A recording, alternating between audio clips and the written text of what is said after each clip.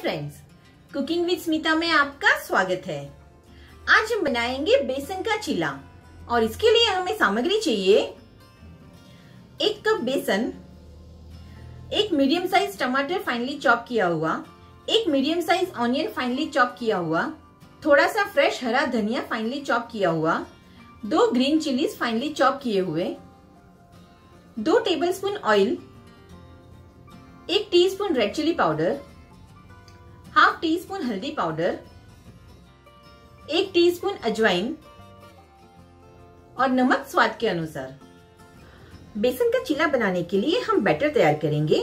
इसके लिए हम एक बड़े से बाउल में बेसन ऐड करेंगे। इसमें हम सारे ड्राई स्पाइसेस ऐड करेंगे, रेड चिली पाउडर, अजवाइन, हल्दी पाउडर, नमक, और इन सारी चीजों को अच्छे से मिक्स कर लेंगे।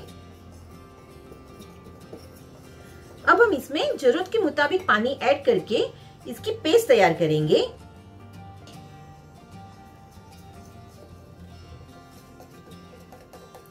पेस्ट तैयार है, ये थोड़ी सी गाढ़ी होनी चाहिए। अब हम इसमें सारे वेजिटेबल्स ऐड करेंगे, ऑनियन, टमाटर, ग्रीन चिलीज और हरा धनिया। आप इसमें अपनी पसंद की कोई भी वेजिटेबल्स भी ऐड कर सकते हो। अब हम इन सारी चीजों को अच्छे से मिक्स कर लेंगे। बैटर तैयार है। बैटर को हमने थोड़ा सा गाढ़ा रखा है क्योंकि हमने जो वेजिटेबल्स ऐड किए हैं वो थोड़ी देर के बाद इसमें से पानी रिलीज करेंगे, जिसकी वजह से हमारा बैटर अपने आप थोड़ा सा पतला हो जाएगा। अब हम इसमें से चीला तैयार कर लेंगे।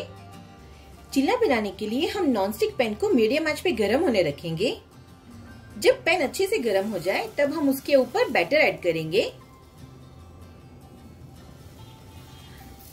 और इसे अच्छे से स्प्रेड करेंगे। बेसन का चीला एक साइड कुक होने में 2 से 3 मिनट लगेंगे। 2 मिनट के बाद हम इसमें थोड़ा सा तेल अप्लाई करेंगे और इसे हम पलट लेंगे।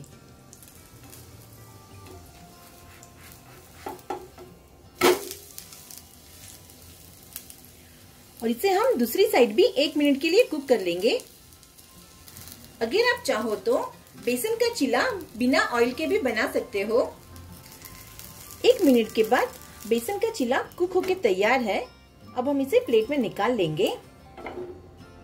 बच्चों के टिफिन में चीला देने के लिए आप इस तरह की कुकी कटर का इस्तेमाल कर सकते हो। इसकी अंदर की बाजू में मैंने तेल अप्लाई किया है। अब हम इसे पैन पे रखेंगे और इसमें हम बैटर ऐड करेंगे।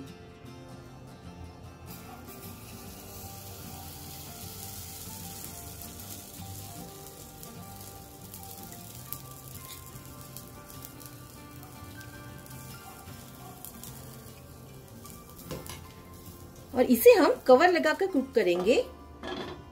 कुकी कटर की मदद से हम जो चीला बनाएंगे वो थोड़ा सा थिक बनेगा। इसके लिए हमें इसे कवर लगा के कुक करना जरूरी है। 2 मिनट के बाद हम मोल्ड को निकाल लेंगे और इसे दूसरी तरफ भी कुक कर लेंगे।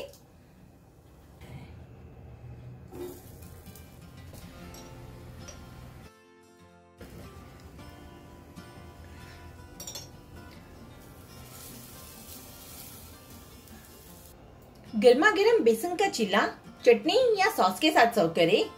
आप भी ये रेसिपी को ट्राई करें और अपने एक्सपीरियंस कमेंट में शेयर करें। अगर आपको मेरी रेसिपी अच्छी लगे तो इसे लाइक और शेयर करें और मेरे चैनल को सब्सक्राइब करना मत भूलिए। Thank you.